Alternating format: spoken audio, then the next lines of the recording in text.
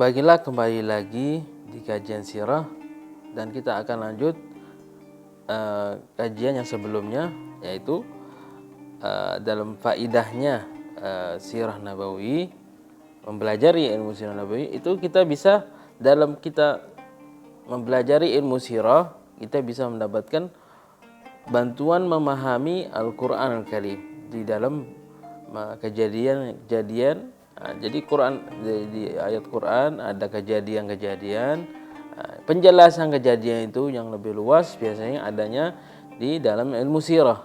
Jadi ilmu sirah ada kaitan dengan ilmu Quran.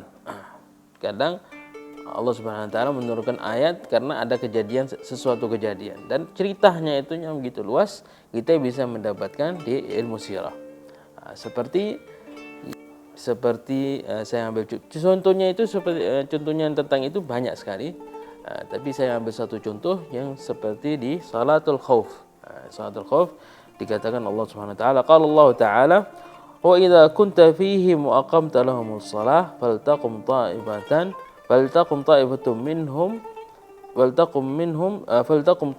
minhum ma'ak.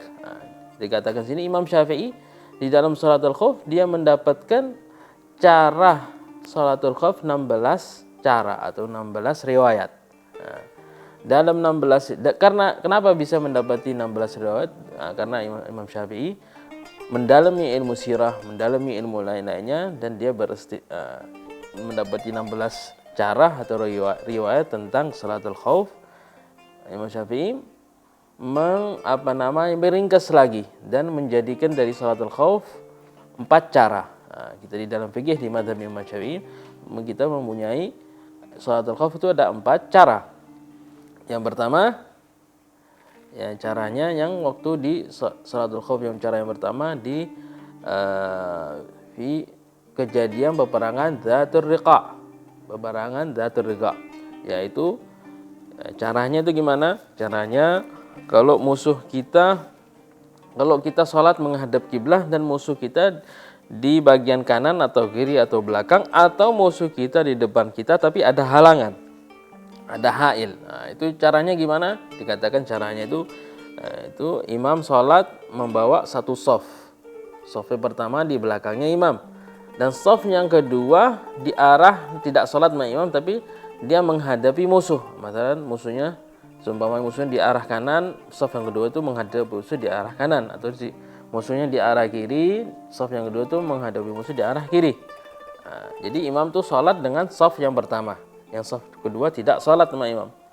Nanti sudah imam sholat, umpamanya sholatnya itu sholatul fajar, sholatul subuh 2 rakaat. Imam mensolati sama shaf yang pertama, rakaat yang pertama, rukuk, sujud dan julus. Setelah itu bangun ke rakaat kedua. Waktu imam bangun di rakaat kedua, tetap imam berdiri di rakaat kedua, dan shaf yang pertama itu niyah mufaragah, niyah memisah dari imam. Niyah mufaragah, terus yang shaf pertama meneruskan rakaat yang kedua sampai selesai dalam keadaan imam tuh masih berdiri di rakaat kedua menunggu shaf yang kedua. Jadi shaf yang pertama selesai salat, pergi ke arah musuh. Sudah pergi ke arah musuh, yang shaf yang keduanya sebelum salat mendatangi bersaf di belakangnya imam dan melanjutkan rakaat kedua sama imam. Imam tuh melanjutkan rakaat kedua sama shaf kedua sampai di tasyahud akhir ya. Waktu imam di tasyahud akhir, imam dalam keadaan duduk menunggu shaf yang kedua meneruskan rakaat yang dia sebelum sholat. Jadi kan shaf kedua sudah sholat 1 rakaat, tinggal rakaat yang kedua. Nanti selesai sudah shaf kedua, sholat rakaat kedua, baru salam bareng sama imam. Imam salam. Itu namanya cara yang pertama, namanya di dalam sifat salatul khauf yang di Dzatur Riqa. Itu Dzatur Riqa, peperangan namanya Dzatur Riqa. Cara salah al-khauf yang kedua itu kejadian di Asfan. Jadi yang pertama tadi itu di Dzatur Riqa. Kejadian yang cara salatul khauf yang beda dari yang awal itu di kejadian Asfan. Nanti ada juga salatul khauf yang macam yang ketiga namanya di batni nakhlin. Itu batni nakhlin caranya lain lagi. Caranya itu gimana? Caranya nanti imam itu mensolat ke arah kiblat dalam waktu sholatnya itu umpama sholatul fajar. Nah, dia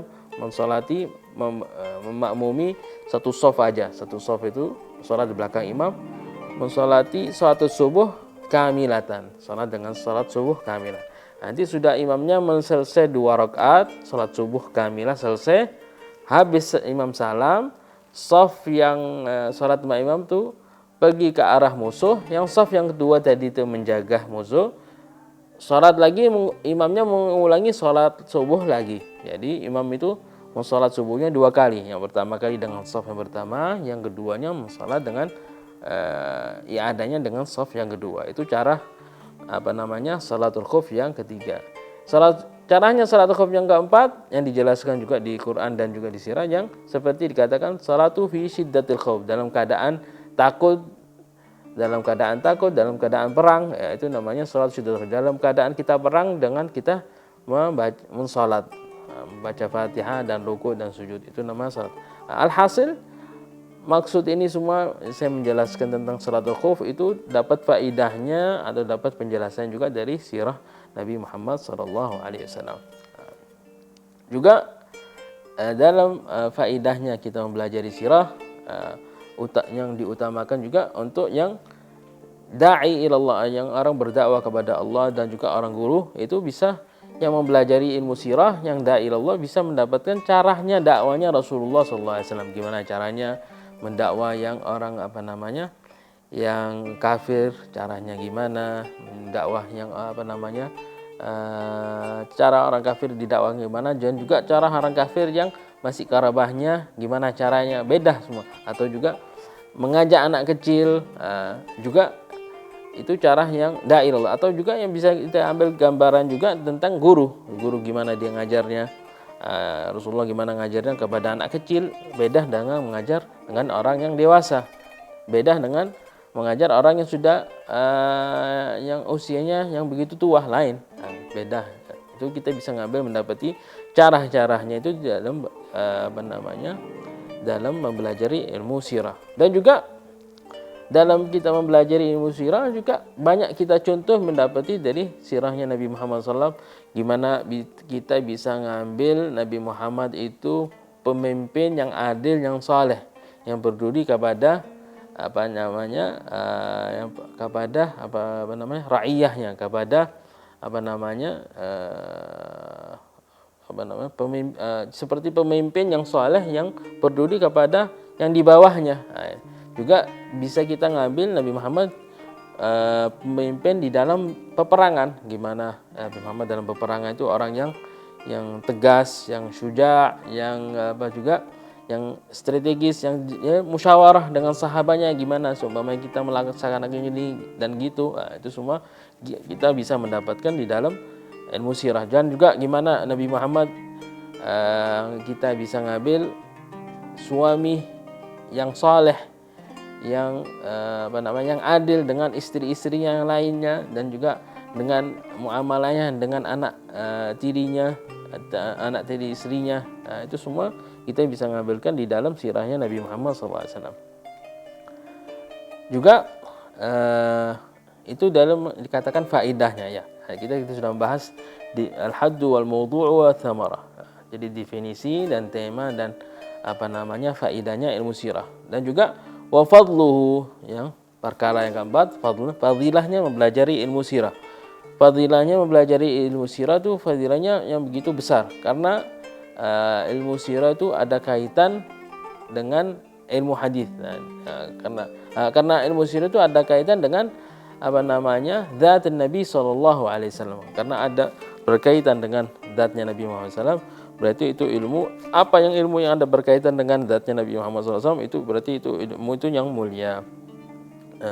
Dikatakan setelah itu wa fadluhu wa nisbatun, dinisbahkan. Itu ilmu sirah dinisbahkan kemana?